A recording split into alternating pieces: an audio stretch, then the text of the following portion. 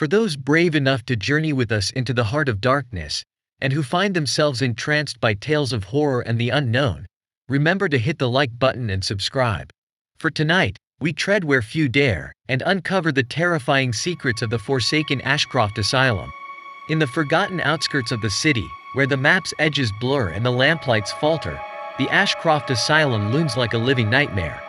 Its once grand facade is now marred by time, with ivy creeping insidiously over the broken bricks, as if nature itself is trying to reclaim the cursed ground. Each window, some boarded and others shattered, seems to be an eye, staring blankly out, or perhaps watching those who dare approach. The entrance, a massive iron gate, stands ajar, its rusted hinges groaning with the weight of untold secrets.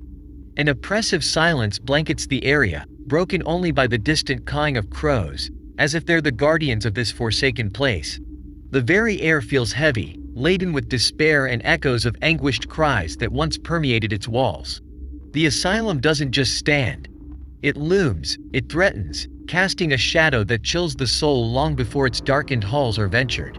Dr. Victor Caldwell, once revered in medical circles, had devolved into a figure of unbridled cruelty within the confines of Ashcroft Asylum. Driven by a perverse curiosity and an insatiable hunger for knowledge, he had transformed the asylum's underground chambers into a hellish laboratory. Patients, often those without family or means, became his unwilling subjects. They were strapped to cold, metal tables, their pleas echoing through the dimly lit corridors. With a zealot's fervor, Dr. Caldwell would conduct procedures without sedatives, delighting in the symphony of their agonized screams.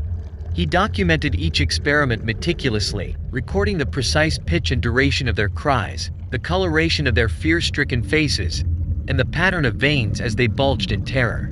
Lobotomies with rudimentary tools, amputations without reason, and the injection of unknown concoctions became the norm. Recovery rooms were non-existent. Instead, patients were thrown into dark pits, left to endure their pain or perish. The walls of his chamber were adorned with grotesque trophies, jars with extracted organs, sketches of dissected bodies, and photographs capturing the exact moment of a patient's despair. The asylum's staff, paralyzed by fear and bound by blackmail, became silent accomplices, turning a blind eye to the doctor's monstrous acts. And as the years wore on, the line between doctor and deranged torturer blurred, until Dr. Victor Caldwell became a legend, a symbol of the darkest depths of human depravity. The spirits of those who perished under Dr. Caldwell's scalpel roamed the corridors. Blood-curdling screams could be heard in the dead of night, accompanied by the clinking of chains and ghostly apparitions. Shadows moved of their own accord, and cold spots appeared randomly, signaling the presence of the restless dead. A group of thrill-seekers decided to explore the asylum, drawn by the legends. As they ventured deeper, the oppressive atmosphere weighed heavily on them. Walls dripped with unexplained moisture, and rooms were filled with archaic surgical instruments stained with dried blood. In the basement, they discovered Dr. Caldwell's personal chamber. Dominating the center was a rusted iron chair, equipped with sharp restraints and serrated edges.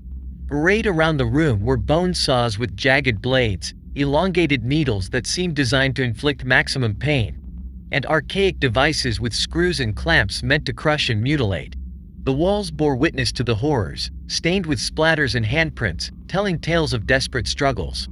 Suspended from the ceiling were chains and hooks, some still bearing remnants of their last occupant. On the walls hung detailed sketches of human anatomy, each marked with incisions and annotations in a manic scrawl, hinting at the unspeakable procedures performed in that very room. As night fell, the group became separated. One by one, they faced the wrath of Dr. Caldwell's vengeful specter. He appeared as a shadowy figure, scalpel in hand, ready to claim his next victim. The very walls seemed to come alive, ensnaring the intruders with tendrils of darkness. The group's screams echoed through the asylum, blending with those of the spirits. The boundaries between reality and the supernatural blurred as the building itself seemed intent on their destruction. Floors gave way, doors slammed shut, and windows shattered spontaneously. In a desperate bid for survival, the remaining members of the group found themselves in the main surgical theater. The ghostly figure of Dr. Caldwell emerged, his presence overwhelming. A deadly game of cat and mouse ensued, with the group using the asylum's decrepit environment to their advantage, setting traps and luring the malevolent spirit. With a combination of wit and sheer determination, they managed to trap Dr. Caldwell's spirit in a sealed chamber. But the victory was short-lived. The asylum had one final horror to reveal.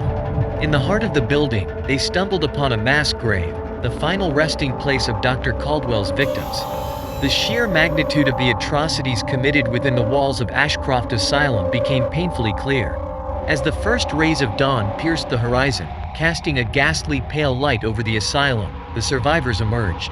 Their footsteps, heavy with exhaustion and trauma, echoed through the desolate grounds of Ashcroft. The once familiar world outside now seemed alien, forever tainted by the horrors they had witnessed. Their faces, pale and drawn, bore the weight of the unspeakable atrocities they had uncovered. Every shadow they passed, every whisper of the wind, sent shivers down their spines, reminding them of the malevolent presence they had left behind. Though they had escaped the physical confines of the asylum, the chilling grip of Ashcroft's memories clung to them, ensuring they would never truly be free. The scars etched on their souls served as a grim testament to the night of terror they had endured. As the sun cast its first rays, the asylum stood silent. But within its walls, the horrors continued, waiting for the next unsuspecting soul to venture too close. Survive the tale and crave more. Your bravery deserves applause. Dare to dive deeper. Haunt that like, share, and subscribe. Whispers in the dark or screams aloud. Share your thoughts. Your voice guides our next ghostly tale.